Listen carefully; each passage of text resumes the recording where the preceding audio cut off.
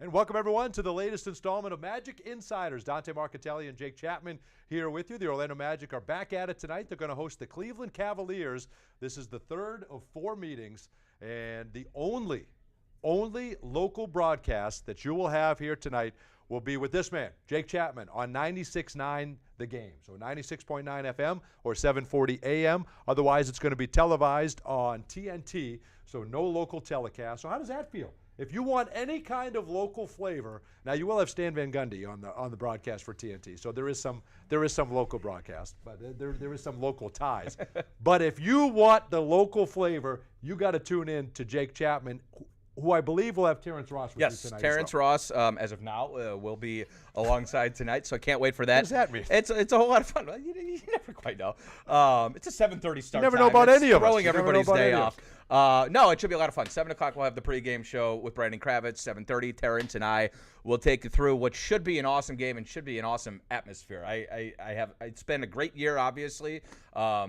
We've seen sellout crowds. We've seen playoff-type atmospheres over the course of this year. But right now, football's in the rearview mirror. Sunday night against the 9-win Wizards was a packed crowd and a pretty good atmosphere. Yes, I have a feeling tonight is going to be electric at the Kia Center. Well, we're going to have some fun. We've got a surprise for you. So those of you tuning in might already know, and those that are just joining us might be finding out. We've got a pair of tickets for tonight's game that we are giving away. And again, all of you listening on Magic Insiders on 96.9, this was pre-recorded. So we have already given away those tickets. But for those of you that are on right now at noon on this live stream, we are giving away a pair of tickets. So we have that caveat. And again, I don't think this needs to be said. It should be self-explanatory. But if you live in England, you cannot come tonight to the game. You cannot win the tickets unless you want to win them and give them to somebody. But you have to be able to come to the game. Yes. Is that fair? Is that fair? I think so. I don't want to rule anybody I feel out. Like you might have confused them with the winning the tickets and then giving them to somebody. Like, we can make that work. Yes, we but can. Let's just say if you're going to enter for the tickets, make sure that you're within 100 miles. Yes, or somebody is. And so we've got some new. Isaiah Gomez is on here. We've not heard from him before. All He right. says hello. And then we've got your typical Will Dawson. Hey, what's up, Jake? It's Will Dawson. And I don't know. At this point, you need to say first and last name because it says Will Dawson. It says it right there. What's up, Jake? But then it's he Will. said Jake knows ball, so I'm on Will's side. Yeah, whatever you want to do, Will. There you go, absolutely. Shout out. Big one tonight. We'll let you know who's in, who's out for the Magic and the Cavaliers here tonight. But and again, we welcome your feedback, your comment, and at the end of the show, we're going to pick a winner. It could be whoever had the best comment, could be whoever asked the best question. Jake may just say, Will Dawson, they're yours. And Let's do that. Let's do the best question. I think that's... Not just give him to Will? Okay, I like Let's that. not just give him to Will, Okay, although if Will can ask a great question, that'd be great. Let's not do best comment either. Let's do best question. I like something it. that sort of tease us up a little bit. Because when the Cavs come to town, there's not a whole bunch of prep that goes into it, so we have done zero prep for this show. We're just kind of... Speak for yourself. I have done a ton of prep for this show. You have a broadcast tonight. This is the... It's just easy. I'm just kind of going off the dome Absolutely. After this, I don't work tonight. That's I'm right. off. You got I'm off nothing the rest going of the on. way. You want So radio? yeah, I would love to. I would love to. So hi, CJ, and again, we welcome your questions and your comments. We're going to pick a winner here tonight. I would be remiss, Jake, if we didn't start this broadcast talking about Franz Wagner and the job that he did in that victory against the Washington Wizards. He had 23 points. He had, and I think it's the 32nd time this year he's gone for 20 in a game. But he had 20 of those points were in the paint. The way he is able to finish, he's top 10 in the NBA in points per game in the paint. It's almost 13 a game that he averages in the painted area.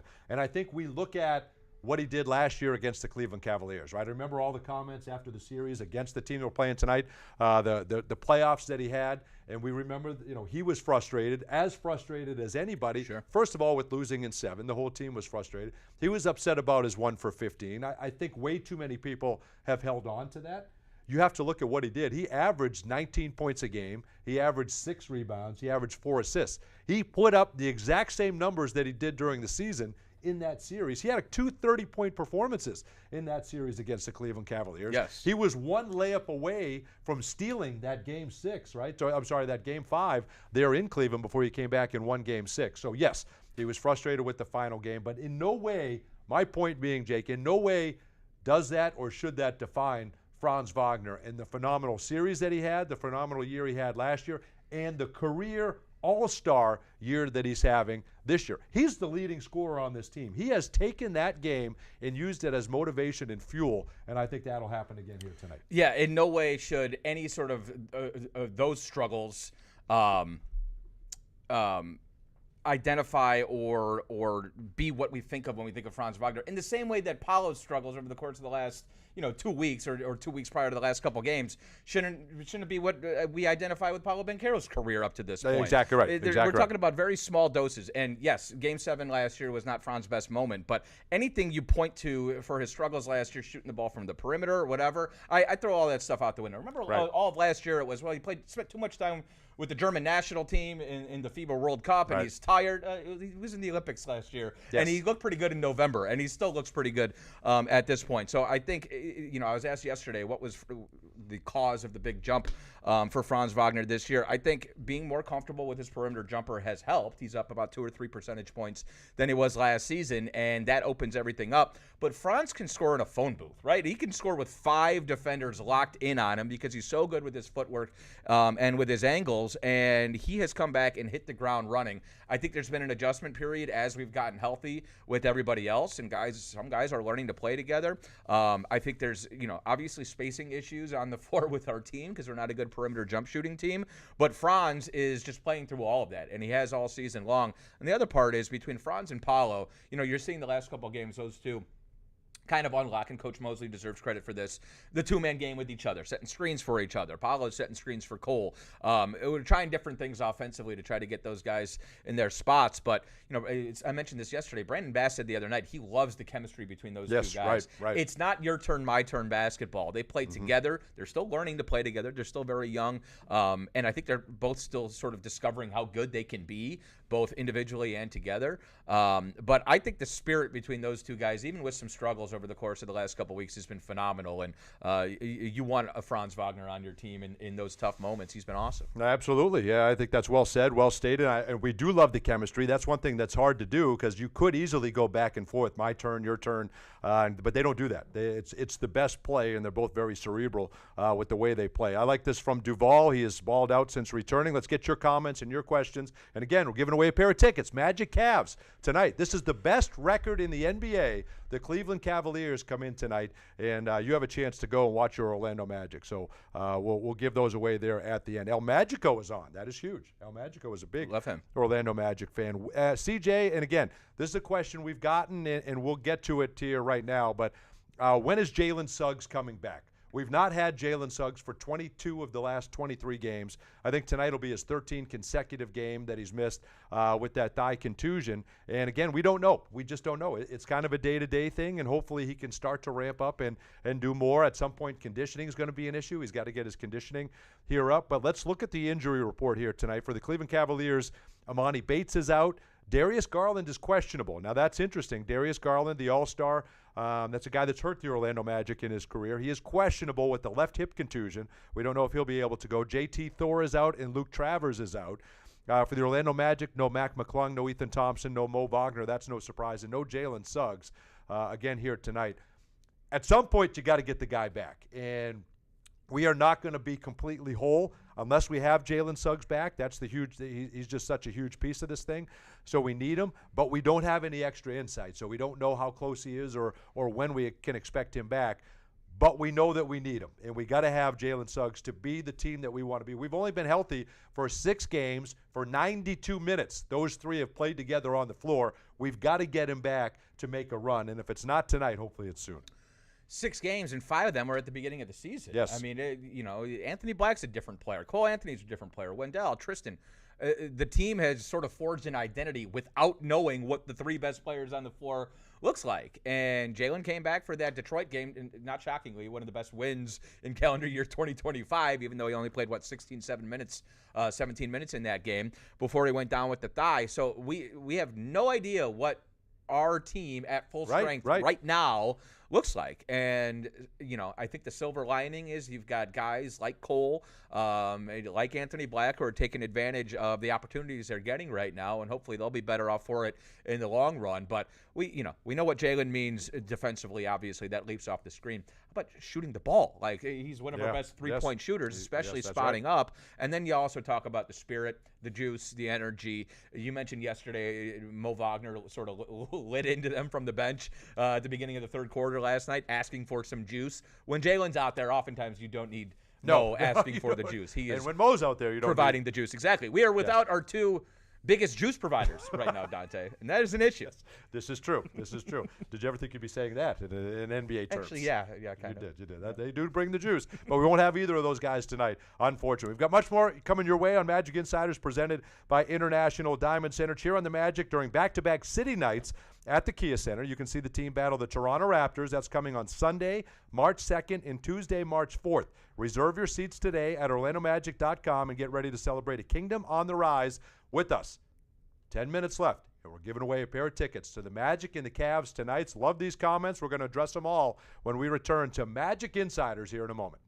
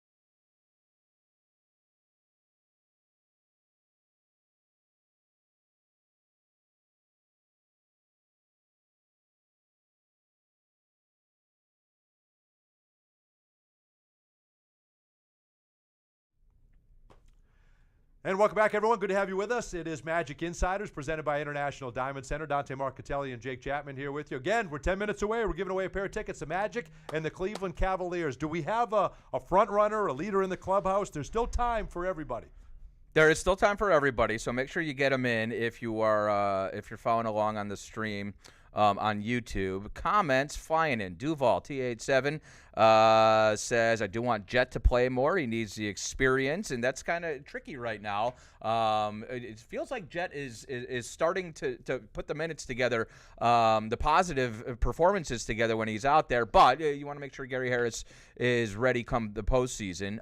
Let's see. We've got, you Dawson. know what? You might be, just a real quick to piggyback on that, you might be in a situation where you kind of, Gary brings you defense and the ability to hit a three. He hasn't been hitting the three lately, but he has the ability. Jet Howard has to make shots. He does not do what Gary can do defensively. So if Jet is on the floor, he has got to hit shots. Yeah. And if he's not hitting shots, that to me, that's what is giving the nod maybe at times to Gary over Jet. But again, both guys are going to get their opportunity. And it's a tricky spot to be in if you're Coach Mosley, because you can't trifle with development right now, right? Like every night matters. We're trying to get out of the play-in scenario in the Eastern Conference. So whoever gives you the best chance to win, Yes, right.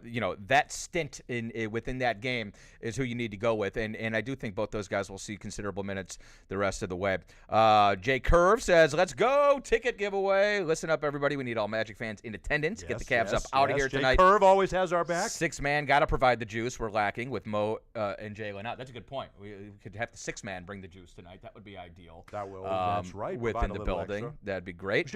We would expect this to be a playoff atmosphere again, would we not? It should be. Right? It should be nuts. Wendell Carter Jr. said twice in his media session today, this is a must-win game tonight. Ooh, I like that. Must-win game. Those are big words. And then I tweeted it. Now I got all the Cavaliers fans thinking that he was talking smack. I saved that for the Wizards games. That's what I saved that for. They're going to throw that up against That's Cavaliers. what I like that. Say. I like if you lose to a 9-win Wizards team, that to me is more the definition of a must-win. But he's the one who has to go out there and do it, and he's going to have his hands full tonight, banging with Evan Mobley. Well, we got a couple questions, a couple comments about Goga in the starting lineup. And listen, Wendell Carter Jr., I believe, has played 40 consecutive games. The last game was 40, correct? That was 40 consecutive games. So in those 40 games, he's right around 10 points and 9 rebounds. He's right around what you need. You need a double-double out of Wendell Carter Jr., and it's about what Goga Batadze was giving you, right? So somewhere around there. So I think he's done a good job. I guess the reasoning is this is what you expected to start the season with, and now you hope that Goga Batadze can bring energy, can bring juice off the bench like Mo Wagner did, closer than Wendell Carter Jr. can do it. He can be more steady and a rock for you defensively, and if you need a boost off the bench, Goga's a guy that can do that kind of like Mo did. I think Wendell's playmaking within the starting lineup alleviates some of the pressure on Paolo and Franz. His screen setting is obviously a big part of it. And while it's not the specialty of either Goga or Wendell to space the floor, I'm more comfortable with Wendell shooting a 20-22 footer. Sure. For sure. Yeah. And we need that spacing, especially with Paolo on the floor. You got to kind of get out of Paolo's way and let him operate in the mid-range and closer. And having shooters around him, I think, is a big part of that. Do you guys think AB is taking the leap right now? That's from Isaiah Gomez-Dinger. Boy, he's been awesome the last 10 games or so. Yes. He is shooting up over 40% from three. I was looking at his turnover numbers, and I did this about a month ago as well. Each month over the course of the season, his turnovers have dropped, and I'm talking precipitously. 2.4 in November, 2.2 in December. Okay, well, first of all, we're taking your word for it, and you did do research. Like precipitation. And we're not. That's what it means. Precipitously? It means it's so it's dropping like rain? Dropping quickly, yeah, like rain from the sky. There's no way that's right. But anyway, go ahead. I don't want to interrupt. Right. I'm not an English teacher. But you just already did interrupt. Who interrupts and then you say, I don't want to interrupt? Precipitously. You completely interrupted me. He's under. I did do that. He's under 1 turnover per game for the month of February. Precipitously. So that is now a very big sample size in the month of February. So, and I asked Coach Mosley about it. He said most of AB's turnovers come from getting in traffic and guys just reaching in and slapping. It's not a decision-making thing. He's not making bad passes. And so I think in year 2, with what we want Anthony Black to be eventually for this team, those are all very positive signs, and it obviously helps when you shoot 7 of 12 like he did the other night. Did it help? Does it help him confidence-wise putting him with the second unit? You've got Cole Anthony now starting. That's a guy that can create for himself. That's a guy that can score.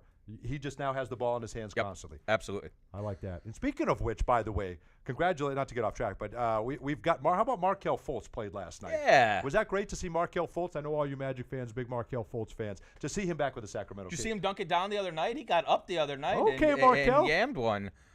Great to see Mark. I mean, we love Markelle, and obviously, I think there's probably some regrets for the fact that it wasn't a longer relationship here. Right. But we're the biggest Markelle fans there is, and I know a lot of members of our front office feel the exact same way. And so definitely good to see him out there doing what he loves. What do you make of this? 0-2 the ball says Ty Jerome is a sneaking issue.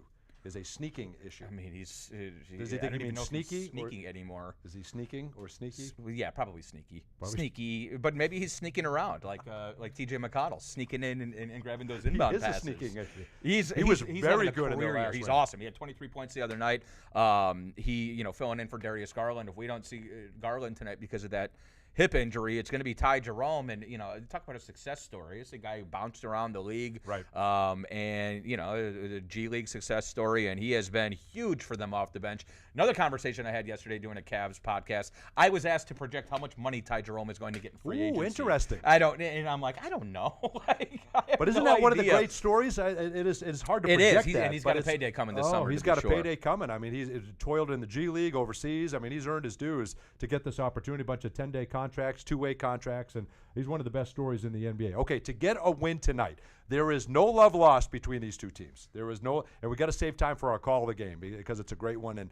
But if you can give me a quick, and all of our listeners here and viewers, what will it take? Evan Mobley's playing much better. Jared Allen is a rim protector. We didn't have him for the last 5 games of the postseason. Donovan Mitchell. This is the same team for the most part, other than Ty Jerome, but they are an offensive juggernaut. What will it take to beat them tonight? Yeah, I mean, you talk about an offensive juggernaut. They're scoring like 130 points per game the last 6 games. Right. They've been absolutely lights out. They've also been crashing the offensive glass in a very, very big way post All-Star break. So I think that's the first thing. It's usually a strength of ours is cleaning up the defensive glass. We cannot allow them. A team that shoots the ball this well cannot get two cracks at the at a bucket second chance opportunity anytime down the floor. And so make sure you clean up the glass. I don't think you need to control one guy specifically. If you had asked me this question a year ago, I would have said if Mitchell doesn't get 35, 40 points, then we'll be all right. Now they've got so much balance offensively. Just a great offensive team. But I think ideally we sort of drag them down a little bit. I'd rather a 110-105 type game as opposed to a 125-120. We tend to not very muck it up a little bit. Muck it up a little bit. Make sure you clean up the defensive glass tonight. And then the other little low-key key that I'll throw out there is free throws. Paulo has lived at the free throw line the last 3 games. If we can win the free throw battle, we got to get there. We got to knock them down as well. Then I think we'll be all right. Well, and they're going to have some juice. That building is going to be electric. You Magic fans are going to be phenomenal. Again, it's a later start, so 7:30 game, 7 o'clock on 96.9 The Game. So I think that's going to play a part too. That atmosphere is going to be electric inside Kia Center. We feel we owe them. They beat us in the playoffs. They're 2-0 against us this year. So certainly, hopefully, a chance to get some redemption here tonight, and hopefully that's coming. Okay, I want to get you our call of the game. It's brought to you by Glip from Ring Central. Rethink the way you work with secure meetings and messaging on any device with Glip by Ring Central. Visit glip.com to learn more. And for that, we're going to go to the NBA, which I thought was fantastic. They announced today that Orlando Magic's Wendell Carter Jr. named NBA Cares Bob Lanier Community Assist Award winner for the month of January for all of his work. So he's going to get $10,000 that he can give to the charity of his choice. Cole Anthony was a winner earlier this year. So it says a lot about the DeVos family, Alex Martins, the Magic organization, and the premium that they place on giving back to the community. Now have 2 winners this year. But he'll be the first one to tell you, and I know he did today, just give your thoughts and give a sense to everybody that didn't hear it when he addressed the media, how much this means to him, the work that he does in the community. Yeah, and in typical Wendell fashion, he said it's really important to him. What's not that important to him is the accolades and being recognized, although he certainly appreciates it. He does it because that's Wendell, and that goes back to Wendell's family. He's with something that speaks to me as the son of 2 teachers. He's very education-oriented with the causes in the community, and like you said, whether it's Cole, Wendell, Coach Mosley has done such a great job of creating that culture where that part is very important. It goes back to the DeVos family, obviously. Historically, we've been such a big part of the Central Florida community, and it's been so important to ownership. But these guys, we got a lot of guys who not only talk the talk, but they walk the walk as far as that stuff goes. And what jumps out at me is, and I hate to put it this way, but during the holiday season, everybody's getting involved. Everybody's doing stuff. Sure. It's February, right? Like, and to still be involved 6 weeks, 2 months after the holiday season, I think it speaks to Wendell, to be sure, and the type of young man that he is. Well, he's a class act, and this Magic team is full of class acts, and certainly that's what makes it easy to root for. That's why we have so much fun, and that's why you all Magic fans have so much fun, enjoy watching them, and you get an opportunity to do that tonight against the Cleveland Cavaliers. But one in particular is going to the game tonight, Jake, that we did. Maybe they woke up this morning and didn't think they were going to go to the Magic and the Cleveland Cavaliers. Yeah. Do you have any idea who that would be? We got some good ones in here, but I think I'm going with El Magico. Oh, El Magico! I think I got to go with El Magico. Congratulations. He's got about 8 to 10 comments that we can pick through. But the one, and I just lost it. Scroll back. The one about making sure he was going to sweat through his mask tonight.